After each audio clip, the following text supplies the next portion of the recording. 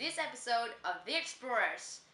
Today we're going to look a bit closer at the country Scotland. And we start off with a celebrity named Susan Boyle. Here we go! So, what's the goal? I want to be a professional singer.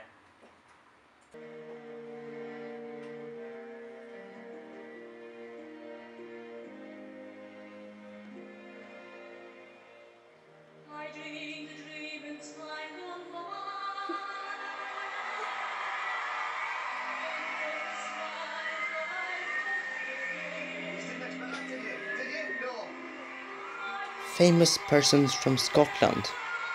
A famous person from Scotland is called Susan Boyle. She was born 1961 in Blackburn, West Lothian, which is located in the middle of Scotland. She is a professional singer, but before she became that she was unemployed and a lonely woman.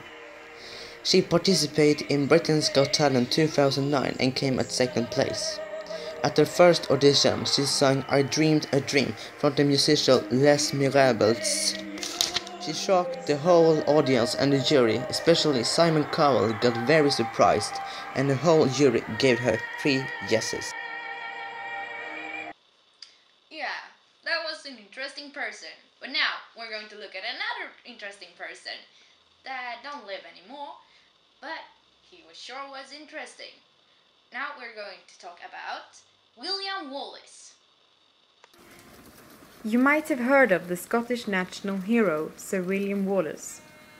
He was born around 1270 and executed for high treason by Edward I of England in 1305. He was punished for his crime by being hanged, drawn and gutted. They finally killed him by chopping his head off, and afterwards his body was quartered. And all this the Englishmen thought William deserved for standing up for Scotland and its citizens. You see, back then, in 1296, Edward I had occupied Scotland. English soldiers plundered Scottish towns and raped its women until enough was enough. Suddenly you dared to question this oppression that had been going on in what felt like ages. This was thanks to a brave man who appeared from nowhere and gave Scotland hope and something to fight for. But William was a man of his times and practically treated the Englishmen in the same rotten way. The Scots rose again under King Robert Bruce and gained their independence in 1329. But if we just look at an ordinary map today, we can see that it only was temporary. William used guerrilla warfare and fought 2 pitched battles. The first one, at Stirling Bridge, he won.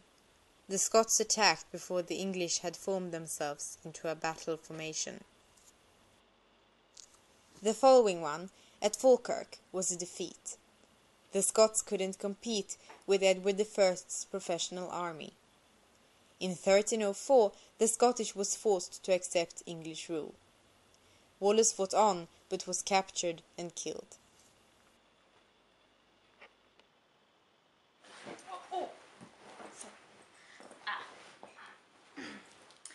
Yeah, William Wallace. And maybe William Wallace sat down and had a haggis. That wouldn't have been so strange, because haggis is the most famous Scottish dish. It's made of liver, heart and lungs from a sheep, mixed with some other stuff, so that it gets the texture of the Swedish pölsa. The mixture is then put in a sheep's stomach. You can easily find this strange dish. It's sold in tins at supermarkets, but it is also served in restaurants and nice hotels. If you like, you can have haggis on as topping on your pizza too.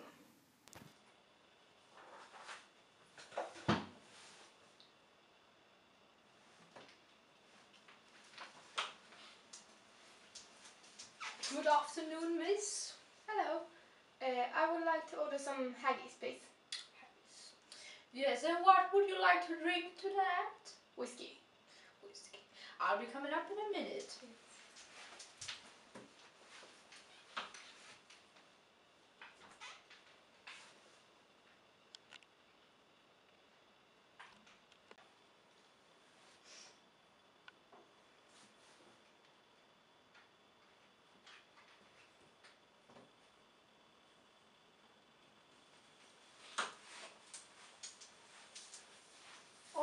I'm sorry about that. I forgot to make you.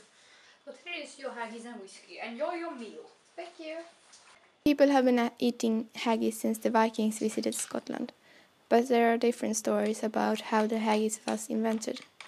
One of the stories is that there was a man in the 13th century who starved, and the only thing there was to eat was intestines, which he cooked for his family to survive. See you next episode. Bye. Thanks for watching. Bye. If you're going to visit Scotland, make sure you see some cool stuff in the beautiful country. Like Melrose Abbey, founded by monks 1136. The Grand Ruin is thought to hold the mummified heart of King Robert Bruce.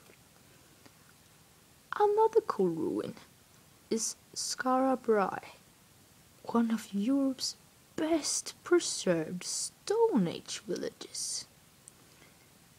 You can also visit Loch Ness, the lake, famous for its deep, and the sea monster that by legend lives there.